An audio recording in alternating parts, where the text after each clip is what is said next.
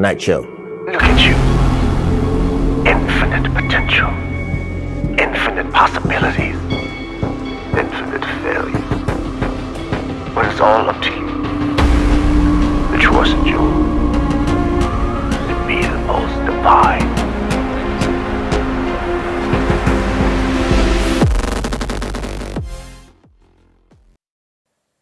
I'm gonna start this. Good afternoon, Steven. That's like the most awkward part for this whole fucking thing. It's like, all right, we gotta start this motherfucker, and now it's like, all right. And now it feels more real too. 'Cause you're doing it, you know? we talked about it, but now it's happening. It's like, That was super happening. Yeah. I feel like we're still just hanging out. It's Yeah. no, I definitely feel weird. That's it, man. Don't all this. In a good way. They'll I'm go not away. Gonna, I'm They'll not go gonna be weird. It is very weird. We're Is sitting here this, talking Tyler, with is this the these. first time that you've appeared on a podcast? Yeah, absolutely. Bring the mic close to you, brother. Let the I folks feel honored. let them hear that. Steven chose us today. Closer. You moved it like 0.2 Want me inches. to eat it? Bring it up close, man. Bring it up close. I'll get Steven. hungry. There we go. Steven. There we go. There we go. There we go. So thank you two, for agreeing to fucking be here, man. You're on your way to the Virgin Islands, and I'm super fucking jealous because I want to go back.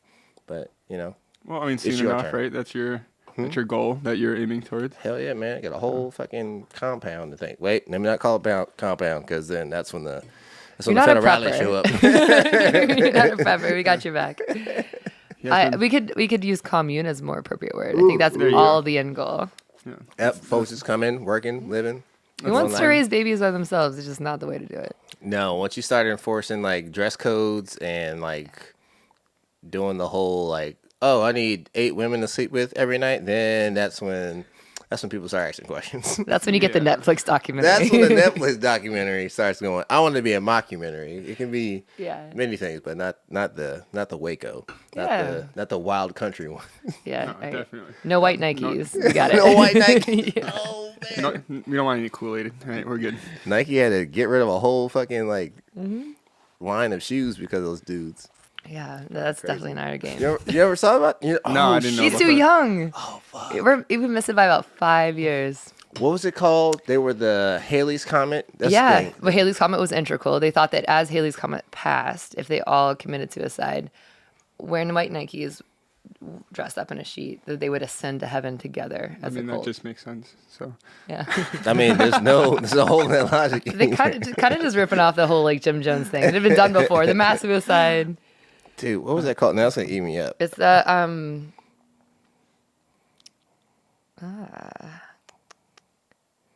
nice. Heaven's Gate. Damn it! Yeah, as soon as Yes, you said it, I didn't Heaven's even use Gate. Google. Yeah, Heaven's Gate. That's the one. Shit, that's what I'm talking about. COVID has made us not rely on technology so much and just rely on ourselves. You guys ever play that game where you just put your phones on a table and Oh, yeah. go out to dinner, and then the first person to touch the phone has to buy everybody else dinner? it's classic. It's my favorite game because I'm stubborn. Dude, so yeah. So I brought you guys here today, and we're gonna talk about something kind of cool. You and your interesting and some people might call crazy life. Oh, And absolutely. your adventures. But happiness. I didn't know that's my favorite. That's literally Oh, yeah, I did not tell her when you asked me principle what. to live Even your life better. by. Yeah, I figured. Yeah. Even I would better. say that's a guiding principle of how I want to live on this planet. Yeah. Yeah, because I thought about it. I was like, oh, we're gonna talk about it. I was like, all right, let's talk about something like, I feel like we're pretty happy. Sometimes people. we I think like you picked the right people, you know, yeah. for the most part. Yeah, when I was thinking about like, oh, maybe we should do like this more of a theme. Like, oh, what should we do this one? I was like, well, let's see, it's Tyler and Rachel. Happiness. Do you typically pick themes when you do these? Not always, but I want to like do everything. So sometimes it might just be a theme. Sometimes it might be like, hey, this person does something really cool. Let's talk about what they do. But you know, I think with everything kind of going on, it would just kind of give folks a mental break to be like, all right, let's talk about some happy shit. There's already enough drama going on everywhere. So it's like, Absolutely. let me talk about happiness. Yeah. Definitely want to talk to y'all too, because you guys are some of the happiest people, the Disney world of people. I've gotten that over the years. A lot. It's funny because it's such an interesting concept from an outside perspective, because I think when you think of happiness as a concept, you tend to think of it as a goal or something that you achieve, or as a state of being that needs to be maintained over a certain period of time, or it looks a certain way. But I think that it's kind of subconsciously influenced the way that I've wanted to live my life. And yeah. That's funny. When I think about happiness, like, it's funny. I flip flop on it. Like, the first thing I think about when I hear the word happiness is like the struggle, like, Yeah. that makes it so much better. You're happy because it's so much better than this other time or this other part of time. And like, that's just where my head goes. And, we've all been through some struggles, especially lately. And like, in our past, we all got those times where it's just like, man, like, this sucks, or like, I'm never gonna make it past this, or like, oh, I failed the test in like middle school, and like, it still sticks with you, like, just knowing like that whole like, oh man, like, I'm grounded, and like, it sucks, and like, oh fuck, and then like you grow up and like you learn from those mistakes, hopefully, or but yeah, happiness for me is just like always doing better. Like, try to get to the next level or be happier in that sense. And you always want to be happier, right? Everyone's like, oh, I got to be happier, but it's hard to sometimes just sit still and be happy with what you got as well, especially in like this time. So I don't know. Yeah, I think a lot of folks just kind of figuring that, because it's like, oh, it's this external thing that I have to like create outside of myself, and it's things, and it's freaking, I'm home, well, I guess I need to get a bigger TV. Oh, I'm home, well, I guess I need to do whatever. I need to do all these things external. Like, okay, cool. The chore list will keep going, or it will end, and then you're going to sit here and do what? Then will you be happy when all these things get done? I find it fascinating. You just mentioned bigger TV, just because that's one of the things that's always stuck with me that I read in some magazine somewhere, and they were saying that they measured dopamine levels, which is, from a scientific perspective, the easiest way to measure happiness. Dopamine is like the thing that makes us like more. It's our stoke chemical, like dopamine. And the study said that when people were saving for a vacation or a TV, that was a blew my mind, experience or a possession, they're saving for a TV, or they're saving for a vacation, or they're thinking about doing something, they're planning it. That was when the dopamine levels spiked the most. There was this anticipation, this energy, and it's palpable, it's measurable. You can say, you're really excited about this. And then when it comes to actually experiencing it, the dopamine levels were still there, but they dropped. And that blew my mind, because I thought, how can that be the best? A television, if it's not on or you're not watching something or experiencing a movie, is just a thing sitting in your room. It's just this black box that everyone tends to like gravitate towards or look at. But how can like, oh, I'm going to have a TV soon, I'm going to have the best, newest TV, be the most fun part of that experience of ownership? That's quite wild. And I remember thinking that was so antithetical to my own experience, how I have experienced happiness in my past and my days. And I think you hit the nail on the head when you're talking about like the marketing aspect. It's been sold. Happiness is something that's been sold to us since the dawn of time. We would put on makeup and we would need to adorn ourselves and always achieve more and have more. And that's been a way to have society go forward. That's like what started our economies. And that's just this idea that's been consistently sold to us. But you have to look at yourself and say, is that really where mine is coming from? Yeah. It's like the feel good thing, like, oh, I feel good, I'm happy. Like, right.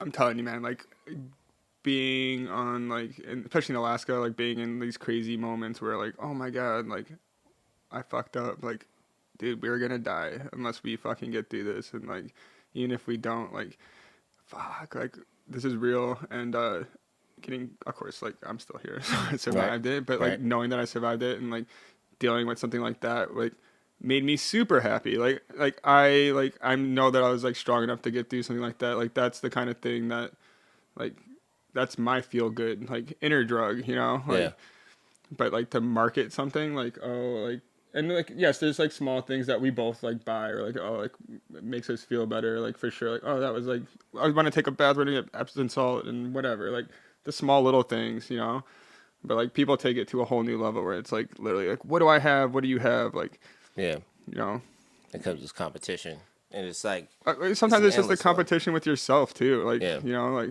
oh, if I need the big house, like, it'll make me feel powerful, and, like, if I'm powerful, I'll be happy, and I'll have all this money, and I can do whatever I want, and, like, but, like, fuck the other dude over there, like, I don't care what he has, like, I'm better than him, like, it makes me feel better, like, power tripping.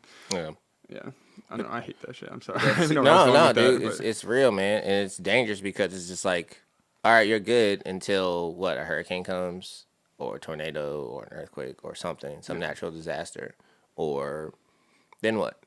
Then that thing that made you feel so much better than a person, like, then it's gone.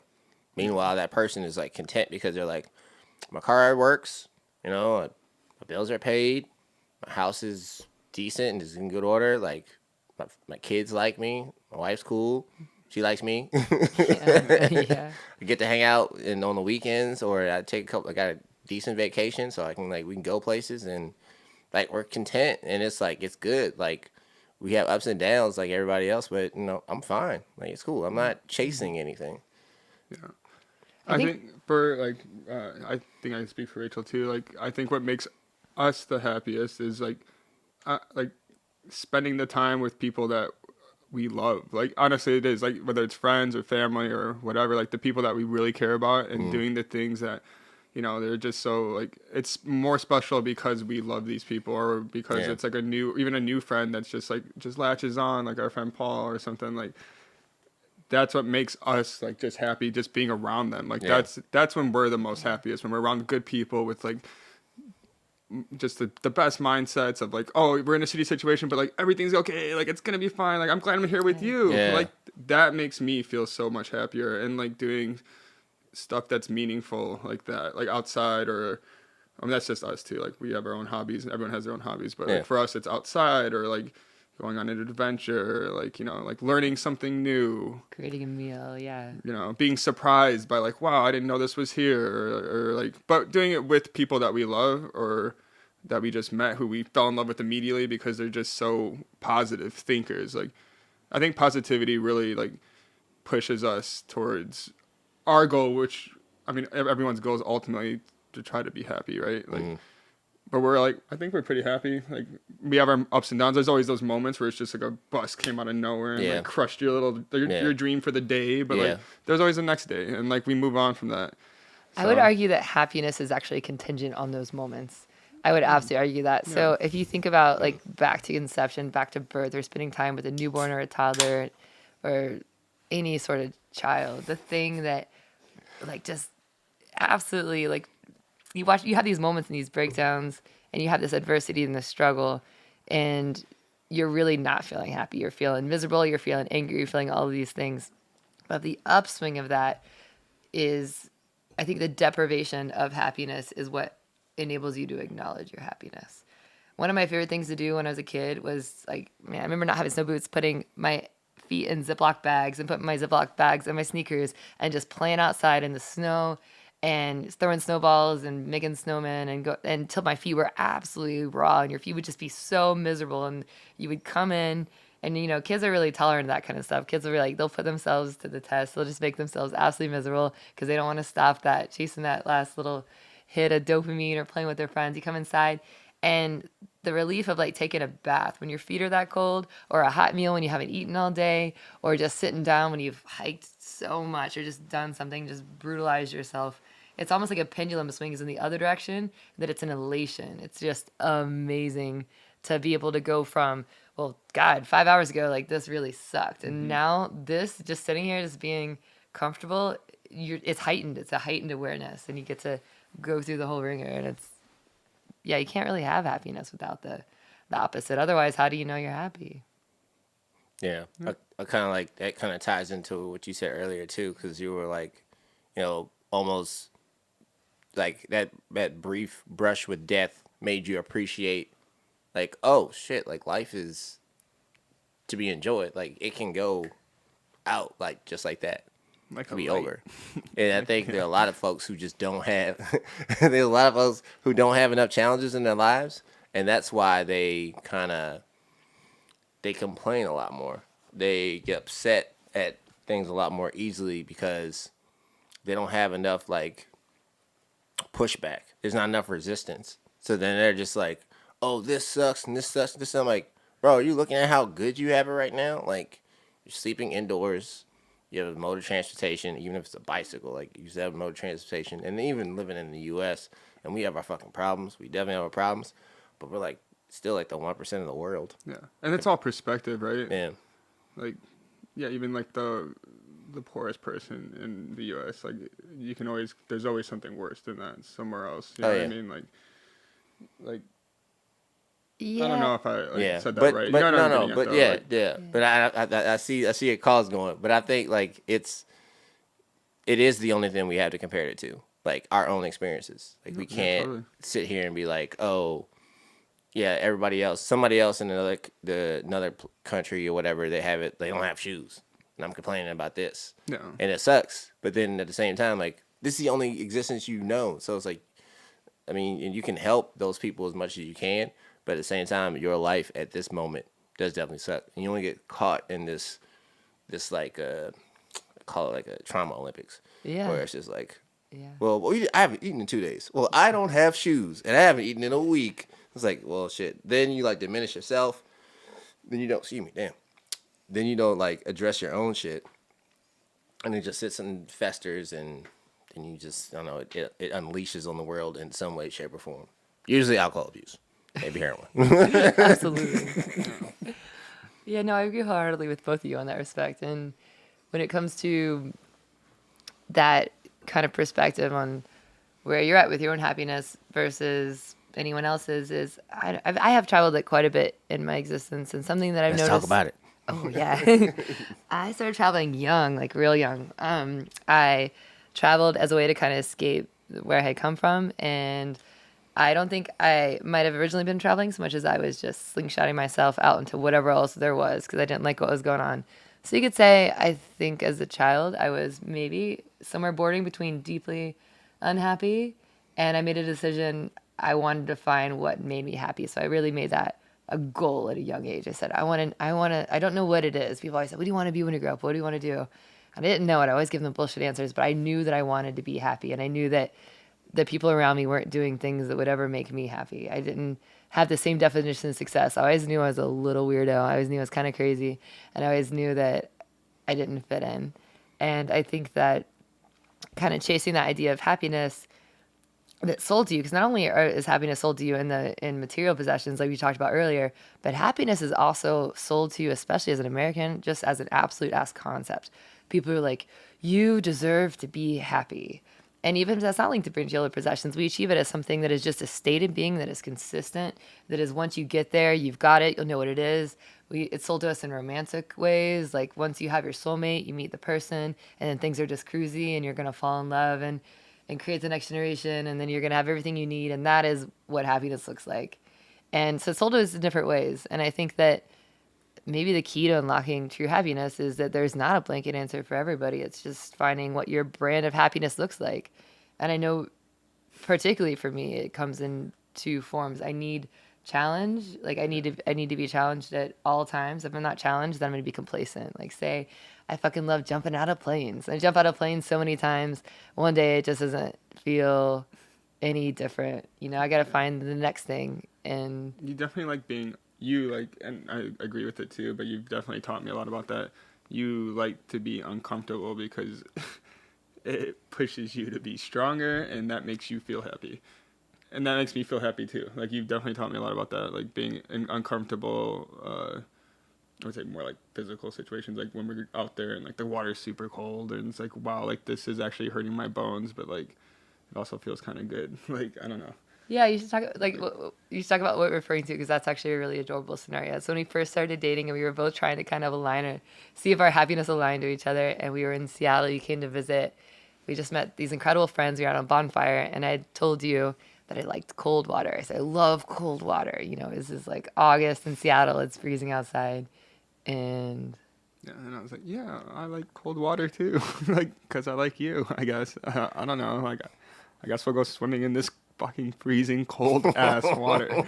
I don't know. We're talking Seattle, the sounds ocean. okay to me, I guess. Like, you're worth it. Like, let's go. And we stripped down like butt naked and go in the water. Like, I didn't even just go in the water. She like flung herself in the water, and I'm like putting my toes in. Like, no, yeah, fuck this noise, dude. Like, not this water. No. And she's over there. She's like, come on. I'm like, oh fuck. Like, okay, like, okay, I'm gonna do it. I'm gonna do it. I'll be right there in like 10 minutes. Like, I'm gonna be right there. Don't you worry. I'm coming in.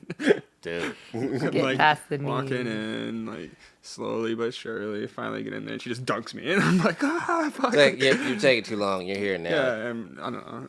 I forgot where we were even like, going with this. My point was that I got carried away. once I got in the water with you, I pointed you to the fire, and we both looked at the fire together, and there were all these wonderful people we had met maybe in the last 24 to 36 hours. And I said, look, these are our friends, and this is really fucking cold right now, but there's a fire, and soon this will be over, and we're going to go sit by the fire, and a friend's going to hand us a drink, and someone's roasting an awesome sausage. And when we get over there, that's going to be amazing. But we're going to appreciate that a lot more if we just stay here for another minute or two until we just can't take it anymore. Oh, dude, like I was like breathing heavy, like my bones hurt, like I could barely walk out of the water. I also don't do well with prickly pokes, but made it out of the water and like from the rocks and like made it out of the water and like, oh my god, that fire was the best fire ever. Got some warm food in my belly, some nice good whiskey in my cup, some snuggles and like extra warm. Like, oh man, that was really, I was happy in that moment for sure. You know, so. Yeah, it's that pendulum experience. And I don't think that works for everybody, but if you can find out your own brand of happy and just pursue it, you won't be that way all the time. You'll probably be that way a lot more than you were. If you're a generally unhappy person, that's what you're looking for. Oh yeah, this isn't like a tell-all. Like everyone's version of happiness is going to be different. How you get there is going to be different. Like there's nothing wrong with that too. You know, like this is just like our version of it. So But I mean, it's good that you guys are telling it because it's unique, but it's an easily relatable like situation, easy relatable scenario for you guys. I think that kind of to your point earlier, like you were saying how like it's kind of been happiness been sold to us in such a way, sold us in so much a way that we think that happiness will come from someone else, that it's gonna be external, like. Oh, just like the Disney movies entertain me, the person I'm with is supposed to entertain me and keep me happy and distract me from all my woes and this and the other. Insecurities and anxieties and past traumas and all this other stuff. And it very much robs you from your own agency.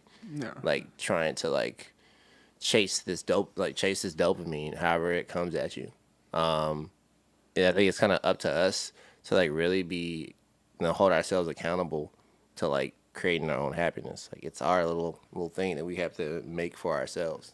And it's hard to learn how to do it, especially in society, because it's not like it really teaches you how to like create your own happiness. It's something you're just gonna learn along the way, which might be jumping in some freezing cold ass water, or out of an airplane, or out of an airplane, or walking across freaking hot lava rocks or some shit like that. Totally. Could be. And I think that you see a little, like you mentioned pushback the other day, like there is a bit of societal pushback when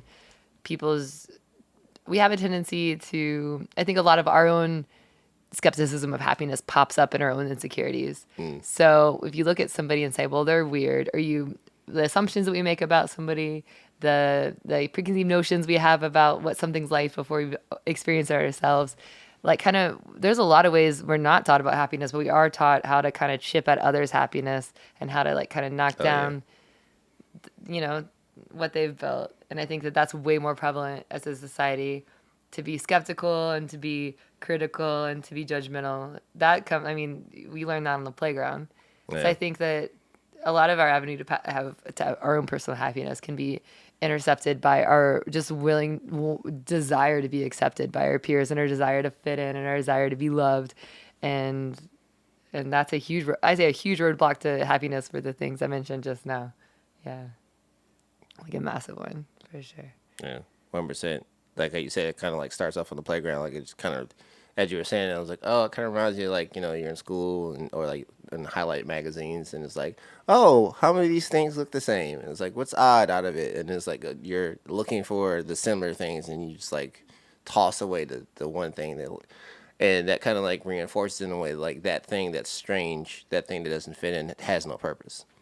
Absolutely. And that starts to play with people's happiness, or like, oh, it's the kid that likes to I don't know, play with clay and make sculptures or whatever. But, you know, as a kid, it doesn't look like a sculpture. It looks like a kid that's just making like goofy little shit. And it's like, oh, that's weird. And then, you know, then it's like, okay, I guess I'm not doing that. But this kid gonna be like, you know, making some insane stuff like in this, in her 20s or 30s or whatever, if they just would have, you know, kept at it. But, you know, you discourage people from the things that wouldn't actually just make them happy. And let him do it. It's like a lot of times you see folks and you're like, oh, he's like, what's that kid doing playing by himself? What's she doing playing by herself? I don't know, but the smile on her face, make mud pies. I'll make fucking mud pies. Yeah, mud pies are dope. Kids like mud pies. When they start throwing them at moving cars from the highway, then we got an issue. Has your idea of either one of you, the question, has your idea of happiness changed as you've changed and grown from childhood to adolescence to adulthood? Oh, yeah. I mean, definitely. It's funny because when we started dating, of course, we were probably a couple of drinks in, but we were just talking about life and what the future looks like and what does this look like. And I think both of us were just like, we just want to be happy. Like, it doesn't matter where we are, what we're doing. The only thing that we had talked about that wasn't different, but I was just kind of like, my idea of what that was too is that I want to be different. Like, I want to grow every day. And like, sometimes I digress. Like today I had a hectic ass morning and like, I did not deal with it well. And I was just like, Rachel, I'm upset. And then we got into like a little argument, but then we came back and we were both like, I'm sorry. Like that was totally dumb. That was just dumb. Like we're going to get through this and we're going to get better. But like every day I think that you should try to progress and be better, you know? And like when I was younger, I remember that I was trying so hard. I mean, like, I don't think a lot of kids do, but like trying so hard to fit in, you know, like, or like fit in with everybody. And like, I literally jumped from, you know, there's cliques and whatnot. Like I remember in high school, I was like jumping from every clique because I wanted to be part of every one of them. Yeah. And I wanted to be like, you know, like, okay with that, but I wasn't necessarily being myself because obviously I don't fit in with everybody. Like you're not gonna fit in with everybody. You're not gonna have the same, like, you know, I don't know what the word is. Like, but that's the time to try that out. I think that's really important that if you don't kind of try on who you are at that age, like we go through, people say, oh, it's a phase. And I think that's a kind of a really dismissive way to view that time of experimentation. Because you do kind of have to go through phases. You have to try on kind of different personas and personalities in order to kind of, you're not innately necessarily born with the path that you should forge into the greatest version of yourself that you could be. And I think that's a lot of trial and error. Yeah. And but the thing is, if you're not brave enough, if you kind of have a quiet voice and you don't listen to, like what Steven says, you have to kind of find that for yourself. If you're not brave enough to listen to that voice, you're not brave enough to change or try new things, then you're kind of going to regress into external forces, which is what we've been talking about, whether it's society saying, be happy as this thing to achieve, or society say, buy this and then you will be, or looking for a partner if you're romantic, like, oh, once I find somebody that's right for me, then I'll be happy.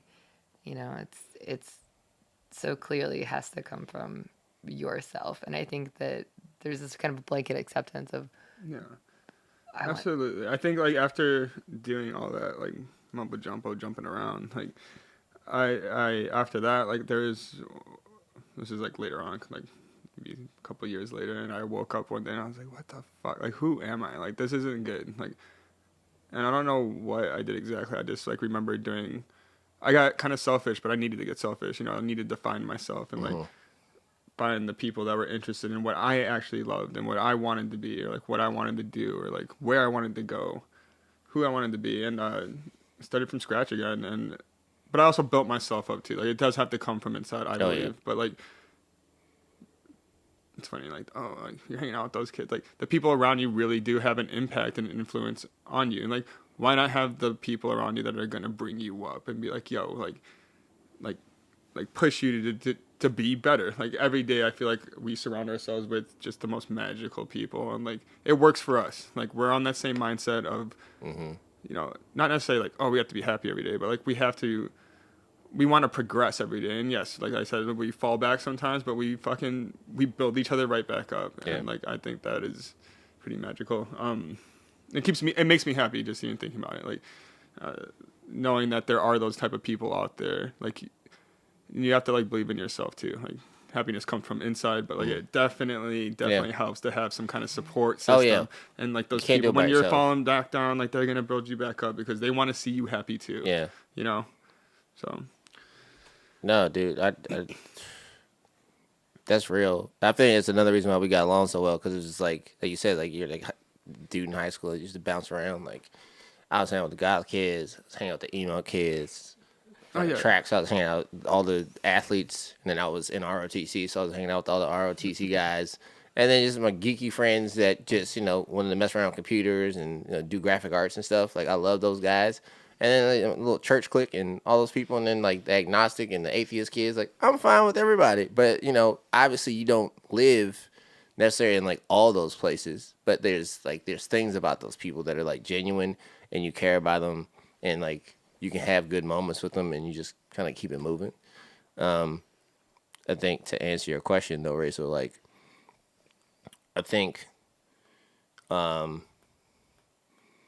realizing that you can't do all this on your own. Like, you can't. Like, you need support. Like, you have to. Like, there's no, like, they say, like, what is it? No man is an island or whatever. And, I mean, it's real. Like, you can't just, like, go through this life just thinking that, oh, I'm just going to carry this burden on my own, and I'm a self-made man, self-made woman. Like, it's bullshit. Like, it's bullshit. These people have, like, extraordinary, like, support systems. Like, extraordinary support systems. Like, yeah, it might have been your idea. Man, you might have, like, you spent all the hours trying to, like, put it together and plan it. But you had to have some really key people in your life at that moment to, like, really make this happen. Like, it can't happen by yourself. And I think that's... community, like real community, is what like a lot of folks are like missing. And I think like this time right now, people are starting to learn who they can really kind of rely on, who they can trust, learning about themselves, their weaknesses, the weaknesses of others that they might have seen exposed. And I don't know, man, it's a weird time, but it's also like kind of a blessing. Like there's a lot of little cracks that people have that are kind of getting exposed right now. Yeah, I have to absolutely agree with you there. And it's funny because you're the first person that brought up probably one of my other biggest pillars of happiness in my life. I would say like struggle, adversity, community. That is massive. I mean, I started traveling before I graduated high school. I did it. I hitchhiked on trains. I hitchhiked on cars. I did it to go see concerts. I did it to chase wherever I could to find my own happiness at the time, whatever that looked like. But I encounter community every step of the way. Anytime I've fallen, whether it's running a gas or lost a ticket for a train, I have been astounded by the kindness of strangers, of family, of friends, immediate community, long-term built community. I think one thing I've probably learned more recently than I'd like to admit when it comes to happiness is that when you really stop living just for yourself, that you become a lot more happy too. And even if I could tell that most unhappy, most selfish person on the planet, the biggest life hack they could do is to stop living for themselves and start living for others, because it's going to come back on them tenfold. So if you really want to be a selfish, unhappy person and you want to be happy, but you want to step on everybody else along the way to do it isn't the way that you're thinking, which is the most direct line, which is just fuck everybody else over. It would be to start just giving, because you're going to get back tenfold what you give. And that has been proven to me all over the show. For as long as I've been on this earth, I've seen people helping strangers and estranged family members. And it's amazing when you think of how closely tied our happiness is with doing something for somebody else. There's countless examples. Truth. Yeah. Yeah, when I first met you, that was one of the things that struck me. I immediately saw that, like, you were always, and not just from a financial standpoint, but you were like, I got it. Or you'd be like, yeah, I got time to help you. Like, yeah, let me come, I got you. You were always giving so much of yourself. And then you go to bed tired, you go to bed content. And then it comes back in unexpected ways. Not that that's why you're doing those things, but then, people, that's something that struck me too, because you've been here for only a few years. And the amount of connections you made in this community, the amount of amazing experiences that we've had together, just because somebody sees your light and you've done something for them directly or indirectly, and they want to pay it forward. People don't realize paying it forward isn't like an endless loop. It comes right back to you, and it's a way to be stronger. Like that, have that support, have that community, have something to fall back on when things don't always go so right. No, it's real, man. Like it sucks, man, because like, especially like in our profession, you see people who will go 4 years in a place, and they'll leave, and they'll be like, "Oh, that place sucked." Yeah. Or you'll hear it's like it's super negative. It's like, "Oh, there's nothing to do, and the people are this, and there's that, and blah, blah, blah. It's hot, it's always cold." Blah. And I was like, "Dang, man!" And then you get there, and you just like, you go out to like a restaurant or a bar or a concert, and you just like look to the left and like, "Hey, man, how's it going?" "Great. How about you?" "Pretty sick. Just moved here." Like, "Oh, cool. Where you from?" And then that it keeps going. And then like 4 years later, it's just like, "Man, I can't believe you're leaving." It's like 20 people in a room, and they're just ready to they're just sad to say bye, but they're happy that they got to meet you. And it's like, this place didn't suck. I think it might have been you, guy. Those friendships last, Yeah. like, and then you have those connections forever. And like, yes, it may not be an everyday thing, but like, there's like every once in like a blue moon, like, "Hey, man, how you doing?" It feels great talking to them. It's like Right. great. It's like, yeah. As Marie Kondo would say, you spark joy in them, so they want to keep you around because you're sparking joy. I think that should be our personal mission to spark joy. It's funny you were. I'm sorry. It's funny you were talking about like how people are like, "Oh, this place sucked," or like, "That place sucks," and I've met so many of those people, and it's just like, what do you call them? Goldilocks ghosties. Energy vampires. There it is. Like just like negativity, and like you can try to bring some of those. Like some people are just like, they're gone.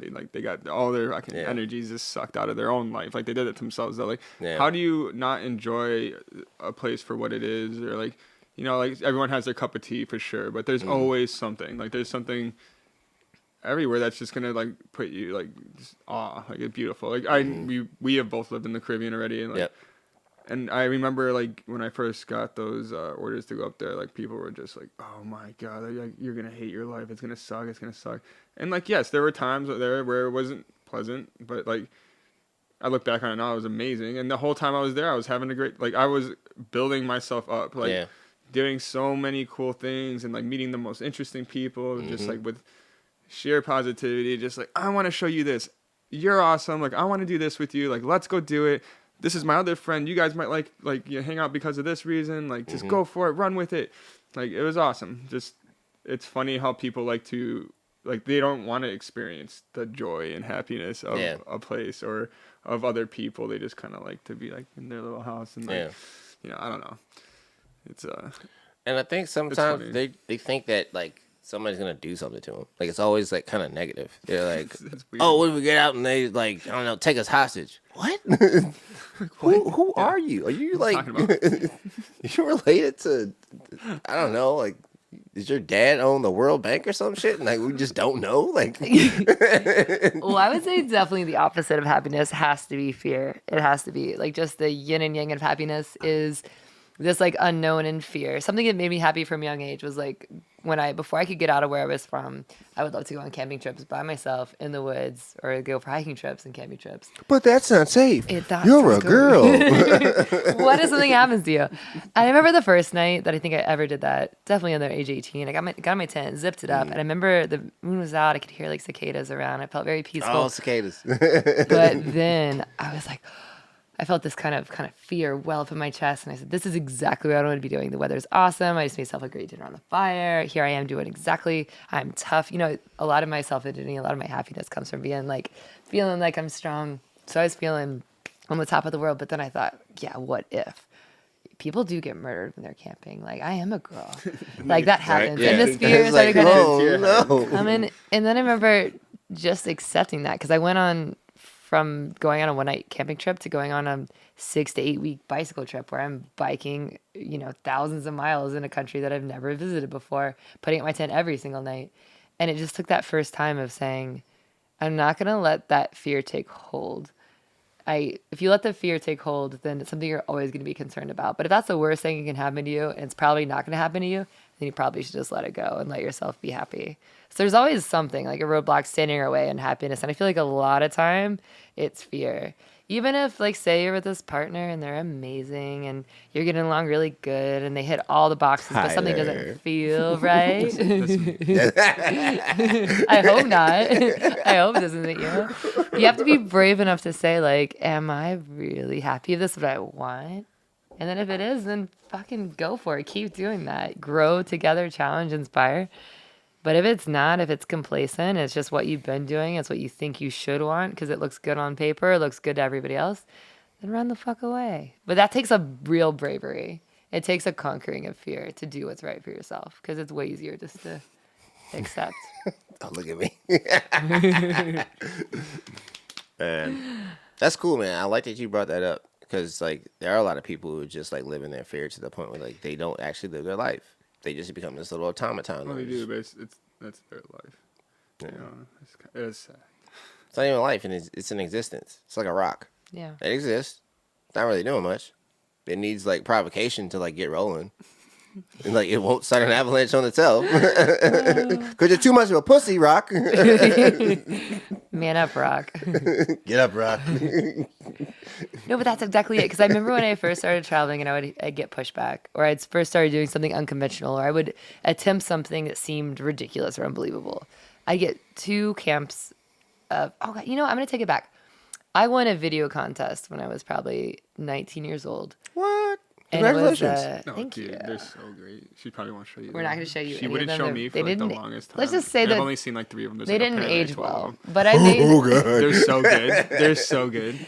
There was a lot of corporate pandering and trying to win ridiculous contests because I had this dream of traveling, and I thought the best way to do it would be to enter a sweepstakes. I didn't want to keep making, you know, minimum wage was $5.15 an hour. I didn't want to keep making $5.15 Yeah, an hour remember trying to days. save up for So my she put in for these wildest dreams. sweepstakes and wins them. Well, not What? contests, yeah. So these video Awesome. contests. Long story. Like $5.15 an hour or win the sweepstakes. Exactly. All right, what I gotta do? Sweepstakes, I would, to be honest, to get into semantics, I was very anti-sweepstakes because that was just like putting your name in the lottery. But video contests were a way for me to use creativity in pursuit of something that I desired, which was get the hell out of America and see the whole rest of the world. I started winning them, and when I was 19 or so, I won a video contest, and the prize was $10,000 in free air travel. So it had to be divided amongst 2 people. So they said, okay, anytime in the next 6 months, we're going to give you 2 round-the-world tickets. It's going to start in Los Angeles, then it's going to go to the Cook Islands, New Zealand, Hong Kong, London, New York, and then back to LA.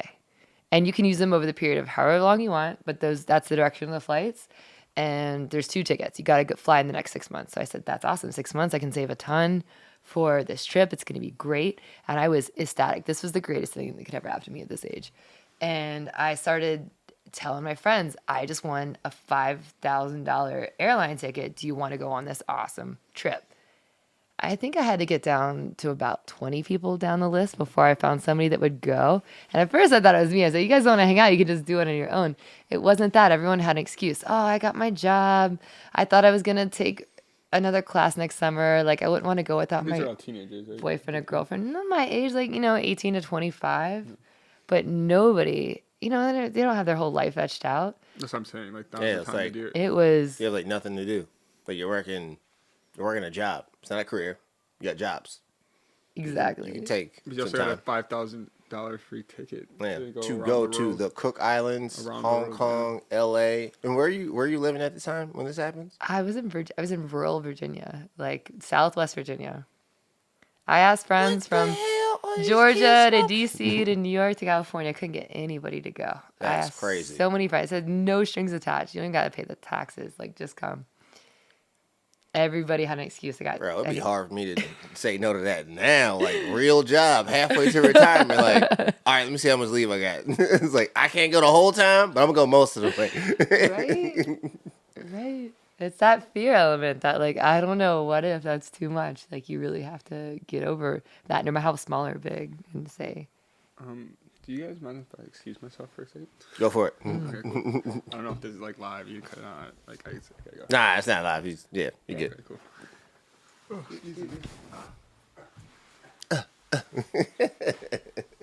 killing it. He's so skilled. I He's so talented. He's like a ninja. He's navigating the. He's a ninja. I guess, yeah. So, if you had to, Yeah, right there, dude.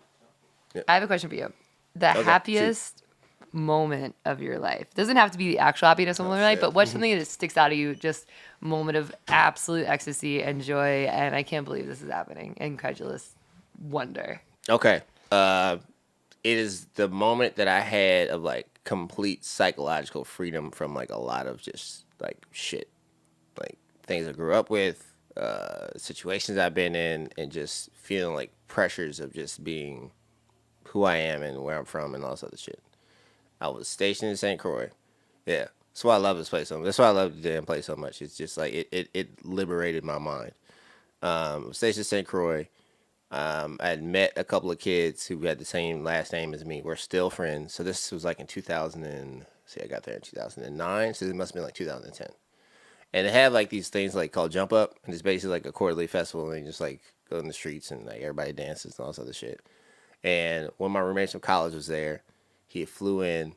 My buddy McGregor, shout out to McGregor. And my roommate Shanta is there with me, and a couple of kids from the University of Virgin Islands. And it's basically like a street parade. So like, you know, these troops come through, everybody's dressed up. It's very like carnival-esque.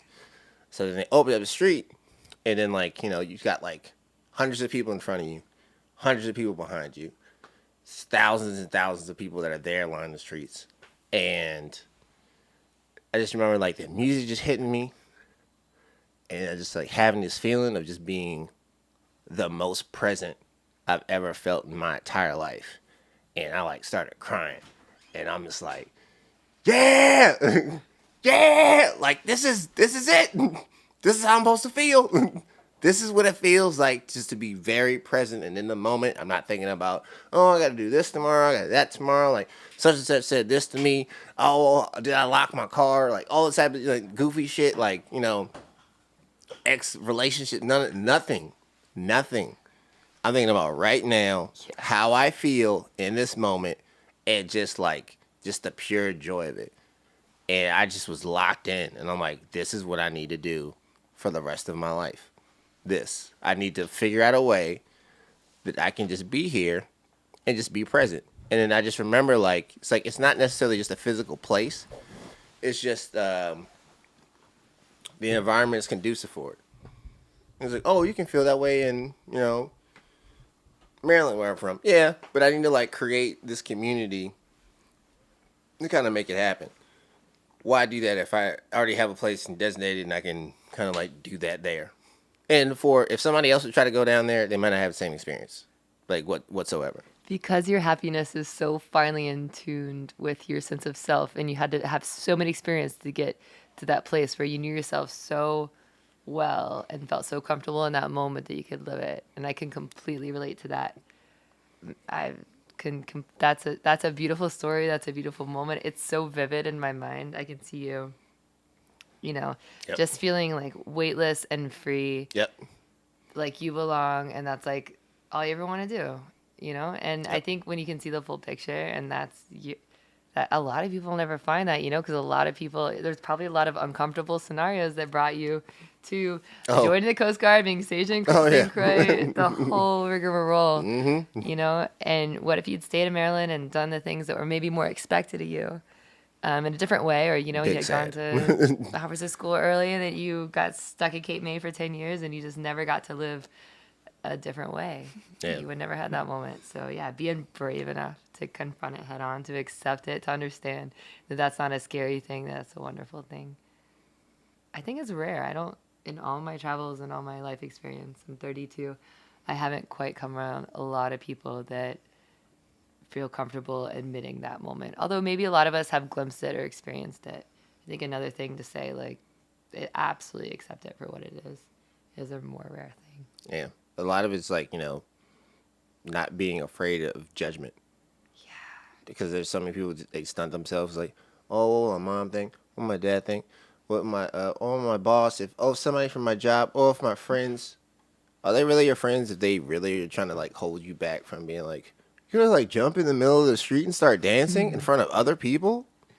Yeah. Yeah, man. I mean, there's literally thousands of people here. I don't think anybody's really gonna be focusing on me. You seem to be very focused on me, but I don't think anybody was gonna care. Or if it's like, oh, you want to go skydiving? Who? You gotta be only crazy people going skydiving. Like what? Like being on the ground's not exciting enough for you? You want to like risk your life? Like You just want to get out of your element for a second. that's it. It's not going anywhere. If you want to go back, you go Yeah. back. It's funny. There's something I never realized we'd all had in common before today, but we all spoke about, and we've all kind of arrived at least similar places in this mentality. Is how from a young age we didn't seek. We all wanted to fit in. We all wanted to be belonged and accepted. We all wanted that, but we all, I think, as your formative years, middle school, high school, coming up in America, you are. I went to 14 different schools before I graduated high school. You grew up between Chicago and Hawaii. You grew up the same, the goths, the jocks, the atheists, the church kids, and just trying to dip your toe in all these waters. I think I always had I think from a young age, I accepted that I was going to be a weird kid. I don't say it's curiosity. Like you're more curious, or you thought you were a weird kid.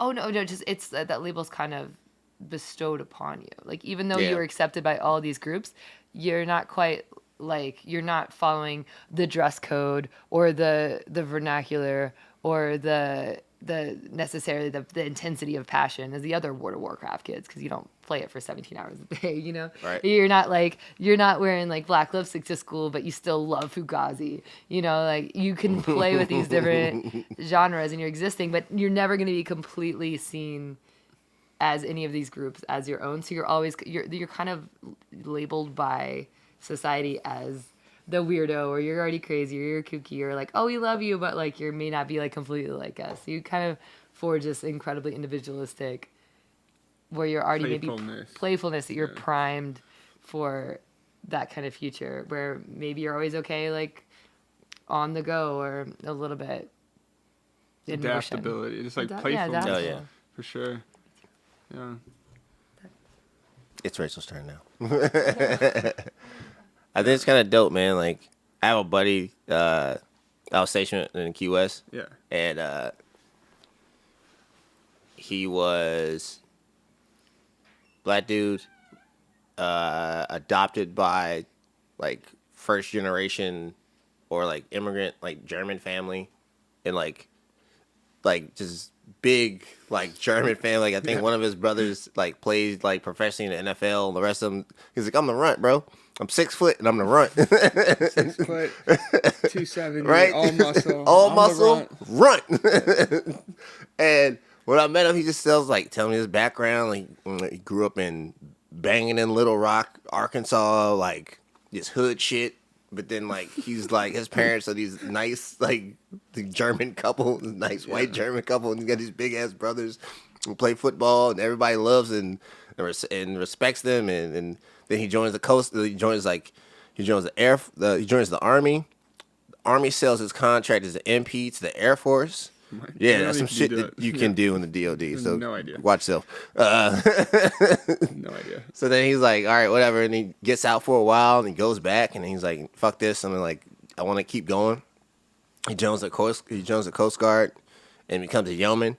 And you see this guy and you expect like, oh, Little Rock, Arkansas, this, that, and the other, and he tells you this background, and then like one night, as fuck, right? He thinks like scary, like dude. Then like one night, I'm just like going up on the mess deck, and I'm looking, I'm like, Ron, it's like, what's up, man? It's like, are you playing WoW? That's right, I'm a nerd, bitch. What's up? I'm like, whoa, calm down. Say something. Yeah. I just came up for a drink, dog. Like, don't put your hands on me. Don't put the balls on me. I think people are quick to judge. Yeah. Like the judgment thing. I think they judge because they're so like they can't like fathom the idea that you could be doing that or you're into that. Just like you couldn't fathom him, this big fucking jock dude. Yeah. Like you probably knew him before that. You were just fucking with him, but like I'm saying if you didn't like this giant like football looking dude. And it was so funny because it was like him and this dude Dennis. Is like a skinny, like what you think is the wild player. Like he drinks Mountain Dew all day, like barely goes outside. So like they'd be like sitting across from each other. Yeah, man, you you go over to those caves yet? He's like, nah, man, not yet, man. We gotta get them. Oh, okay, cool. It's like, hey, pass me the like, and then like they would like Yo, that's their trade me thing. your loot. That was his like thing with him. Like him and Dennis would just like they'd have these wild things for like hours. That's awesome. And then at night, Dennis would still play. And then Ron would go change, get in his club clothes, and he'd just be out drinking and partying and like pulling girls like all night. And I was like, "This, if y'all knew what he was doing, like literally right before he came out." He's big enough to be like, "Yo, you gonna say something?" Like, "What you gonna say something?" I was like, "He was out here playing WoW, y'all. He was doing real nerd shit." That's right, I said it. That's like fifth date stuff when you like show her your PlayStation. Oh, right. It's like, so I have a whole computer room. Oh, you had to work on computers? Nah. I want a Skyrim heavy. It's me and WoW. I got a whole controller for this. What's the situation? They might even have a whole second life you don't know about. Yeah, right? It's called Half-Life. It's a game. That's crazy. I love this. I to this day will judge somebody and think about what they're about or maybe where they get their happiness from. But I'll never forget, I think it was 2016, I was selling Christmas trees on the Upper West Side in New York City. There we go. And I ran into this guy, and I sold him a Christmas tree a couple weeks before, and his name starts with a D. Daryl. I was like, I'll never forget it. Okay, what is it? Earlier that week, I had delivered a 7-foot tree to his apartment. I labored it up the service elevator, and I was walking down this hallway, and I thought, okay, this has got to be the foyer of this apartment. This apartment is fucking huge. Does it end? And then I realized it went on almost the entire city block, and I couldn't believe it. I said, where am I going to put this tree up? It wasn't the first living room or the second living room or the third living room or the fifth living room. I was walking for a while. I was getting tired, and I finally realized I was passing at least 3 or 4 other Christmas tree setups before I got to his great room in which I established this Christmas tree. It wasn't even the biggest Christmas tree in the room at the time, but this was part of his whole like kind of winter thing. He was a nice guy. He'd said hi on his way in and out. I sold Christmas trees in front of this classic old building called the Belnord. It was this 100-year-old apartment building. And I set it up. He was nice. He tipped me well. Went downstairs, and the doorman said, "Oh yeah, that's like one of the best apartments in the building. It's $40,000 a month to rent." Jesus. And I said, $40,000 is like, if I made that in a year, I'd be really happy. $40,000 a month for rent. Trying to wrap my head on this fact. And the funny thing is, a couple days after selling him the tree, I realized he was always out walking his dog. I'd be on night watch around because you got to watch the trees 24/7. Somebody will come and rip you off. Steal them and then resell them. Exactly. So trees. Hey, a 6-foot Fraser fir in Manhattan is worth $120. So that's like a $120 bill just like lying on the sidewalk. You got to watch those trees. You got to stay up all night. I noticed this guy coming out all the time, and he'd walk his dogs, and he would stop to chat with me or stop to chat with one of my coworkers. And he would just have all the time in the world. Really, this guy was super lonely. He'd just be about whatever you were about, Like he just like he had made it. He clearly worked in finance, had a family. They went to bed early, and he was just kind of restless out there, like walking his dog, nothing else to do, midnight in Manhattan. And that really hit home for me because I had seen that concept for my entire life of traveling, where like money doesn't buy happiness. Money doesn't buy happiness. It's almost a cliche on how if you're kind of woke, that money doesn't buy happiness. But to see somebody in that circumstance, just so melancholy and so, it wasn't even just like, he wasn't a sad bastard. He was just kind of doing his thing, but it wasn't what I expect somebody pulling in that money, like how to spend their time or how to live that life. And that really hit home for me in that moment. It's always stuck with me since. And that's kind of scary too, because like, once you get into that level of wealth, you very much have isolated yourself from the rest of the population. Totally. And, it's just like, it's like specializing in like a certain type of medicine. It's like, oh, I'm just like, okay, you get your bachelor's. Then you're like, there's only a certain amount of people in the country who get their bachelor's. Then you get your master's. Then you get your doctors. And all of a sudden you want to start really focusing like, I'm going to be the best neurosurgeon in the world. It's like, all right, so if I want to hang out with the rest of the neurosurgeons, I have to like hang out with maybe 2,000 people on the planet. And not all of them live in America. And then all of them are still working on patients. And then maybe I'm done. But then I've like had such a like narrow like focus that now like I've excluded the rest of the world, but then now you're done. You're like, oh, okay, yeah, I've accomplished. I have no friends. My social network is zilch, and you've just like completely cut yourself off. Yeah. He's obviously personable if he's out there being able to like just walk up to people and talk, but then it's like, how do you genuinely start making friends? And I'm assuming he's an older gentleman. It's like, how do you communicate with those folks? Yeah, it was funny because Rachel and I had a conversation once, and I was like, you know what, like, we don't know. Like, I never, like, I try not to judge anyone for that, like, kind of stuff, like, money-wise wealth. Like, some people are just successful because they put forth that effort, or for in their business, or they're just really lucky, or whatever, or maybe they are dickheads, and, like, who knows. But, like, you don't know. Like, we don't know what this dude is doing on the side, like, you know what I mean? Like, I mean, so I don't, like, judge them off of their money if they have a lot or if they have nothing. Like, it's kind of just, I look at them as just, like, oh, like, you're my friend now, or we're friends. Like, great, this is awesome. But it's never like, oh my God, like you have money and you're a complete dickhead because you don't share with anyone. Or I think, I don't know, maybe they do, maybe they don't. Like he's not, what's the fucking Amazon fucking dude? Jeff Bezos. Oh my fucking God. Yeah. Like, ungodly amount of money. But I don't know. Like we were talking about judgment earlier, and like it's easy to do that, but it's not necessarily like, you know, some people are just genuinely nice, and like maybe we don't know how they got there, like what they're doing with what they have. Maybe they're sharing, maybe they're not. People always surprise you. Yeah, totally. Either for the good or for the bad. Hello.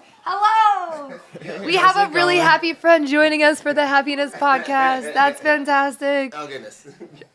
Steven, you're by the about way, to get. Steven, I dropped a thing over there for you. I don't know if you got that in the mail, like in between the pillow. That's what I call the mail. Yeah. What a great American. Yes. Yeah, man. This has been. This has been real. Stephanie, leave those poor people on the wall. What is happening? Coming. Stop judging them, Tyler. We don't know. She made it. Hello. Look at you. You're agile. Hello. Wait, I kind of want to hug. So Steph's here.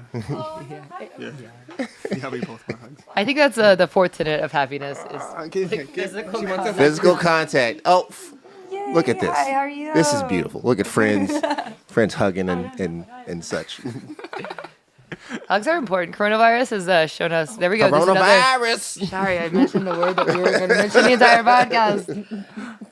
That whole thing, though, has like made us. It was very weird. Like, no, to go that long. It felt like I was underway. It felt like I was back on a boat. It was like, oh, it's been months since I've hugged another human being. Except that if you're underway, you would still have port calls, and those are taken away for those underway. Let's have a moment of silence for those that are underway with no port calls. You guys know what I want to hear? That was a quick moment of silence, Tyler. I'm sorry, my head's just constantly spinning and turning. I want to hear what Stephanie's version is.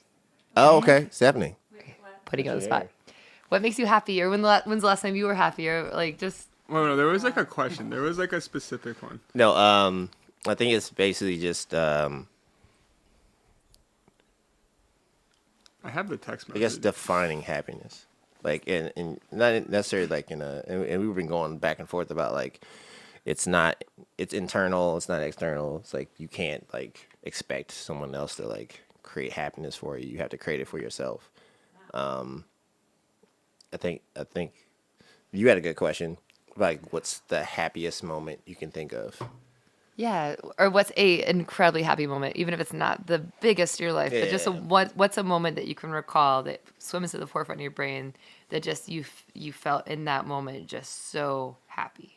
Can you tell us about that? When we found that rock the other day at the beach. Yeah, you grabbed to give her the mic. That's a really cool moment. No, Tyler, you tell it. No, it's your story. It's also your rock that you found. It is your Yeah, rock. but like Jared found it though. I didn't. That's pretty cool. Yeah. Pretty cool rock. Describe this rock. Let's tell us about this rock. Dude. No, I can't. It had. Oh my god. So we went camping. Bring the mic closer to your mouth hole. Excuse me. We went camping and we had like a long night of camping activities, fun happiness, fun times. And wake up in the morning and like Stephanie's of course already awake, just like, I just went swimming. You should go swimming. I'm like, I'm okay right now. I'm just waking up. She's like, go swimming. I was like, I'm okay. I love your. She's like, well, if you're not gonna go swimming, go on a walk. She's like, come with me because I have this really cool rock I found. It's super rad. I'm like, Stephanie, are you fucking kidding? She's like, okay, we talked about rocks earlier, like just a fucking rock. But I'm just playing. Like I was like, okay, like oh, go see a rock. There's rocks everywhere. They're really cool. Like let's go look. And we go over there, and it's not just a normal rock. Steven, it was a really cool rock. Fucking spirals all over it. Oh, and what shit. it was is I have a picture of it actually. I can yeah, show you. Okay. super cool. It was And she's off. a She's back off. petroglyph. So something really cool about living in Southeast Alaska it ties into the other places lived in the world where there's I'm making really food strong, after this, so you guys know. Absolutely. Okay, cool. Long story tradition of human connection to land, and that's something that makes Oh most my people God. happy. Oh, she found These it though, little which was signs and cool. reminders. Jared found it. She actually What's tried to show me 3 times. So. Okay, there you go. I guess it means like water, like Mhm. this is where like water That's great. should be. Yeah. This is insane. That was Thank a you. really happy That moment. was a great moment. It was pretty fun. But just to kind of reinforce the idea of like you live here, there's a strong human connection to land. People lived here for a long time. People are gonna live here for a long time after. Yeah. And it makes you feel special to be there in that moment, in that time, Yeah. and appreciative of what you have. Like yeah, there's like things that make you immediately take stock, and it feels magical. Like this, you stumble upon wonder. And Yeah. when you were in that parade in St. Croix and the jump, you stumble upon this wonder, and that wonder you feel like this is exactly where I belong. This is exactly where I want to be. 1000%. I think even that rock, and you say like, you know, people have been here and people have been here. This is what I've like started studying and like being like a student of chaos. That's my thing. And for chaos, for a lot of people, it's always like, oh, it's raining frogs and the fish are, you know, melting it from the sky, and then the rocks are giving birth to, I don't know, antelopes, some wild shit, right? That's what they think of, like what shows like on TV show like of the worst acid trip ever or whatever. But what I have come to understand of what chaos is permanent impermanence. And that is time and existence. It is just like things will be here, fade away, and that's the nature of things, and they will come back reimagined, and nothing is new. One of our first conversations we ever had, we were talking about organized chaos. Like, Yes. That's kind of on the same spectrum of what you just said. It's just like, it doesn't have to make sense. It is what it is, but it's always changing. Yep. Yeah. It's beautiful. You can keep yourself mad entertained trying to find patterns, and I never hope to understand. I've never had the drive to need to sort things out and organize all the chaos. Like I'm quite happy just existing Yep. in that. And I think that the most steady state, we talk about happiness as moments of ecstasy or spikes of just like absolute wonder. But like my most happy kind of base state is just kind of skipping along this organized chaos, just like moment to moment, and realizing how much time goes so much quickly as we age, and appreciating what the hell's right in front of you, and living less for yourself and living more for and with others. Hell yeah. It's love. Like love has to be the currency. Like we got to get away from monetary currency. We got to more of this love, because that's way more powerful. Big facts. And let's stop it there. I think that's pretty dope. That was nice. Thank you for having us. Dude, thank you guys for being here. Like, I know a lot of folks get the lights and the cameras and all this equipment and the mics get people I weirded totally out. forgot about those. Yeah, and it's completely okay, because I get weird. If you were here in the beginning, it's like, I always fucking don't know how to start these things. Oh, no, it's fine. We're just talking. Yeah, but the more it's like just kind of get into a conversation and It's like we're get a dancing. rhythm, and you just kind of I don't even. By the really- way, I'd like your slogan on your hat. It's Oh, really create yourself. cool. Yeah, create yourself. Yeah. Create yourself. Yeah. Create yourself. Ooh. Create yourself, fool. That is definitely the slogan. I think that's mostly our job Yeah. on this planet, is to do that. And how cool is it that that is our job and our only job? Yeah. Yeah. All right. This is going to go to another show, which we can definitely do for you guys. Yeah, we for will sure, for sure. dude. Yeah, we do another one. All Okay. right. All right. Thanks love you, for Steven. Thank you so tuning much in. for Love having you guys us. too. Much love. Thanks for noticing your happiness. Night show. Look at you. Infinite potential. Infinite possibilities. Infinite failures. But it's all up to you. wasn't you.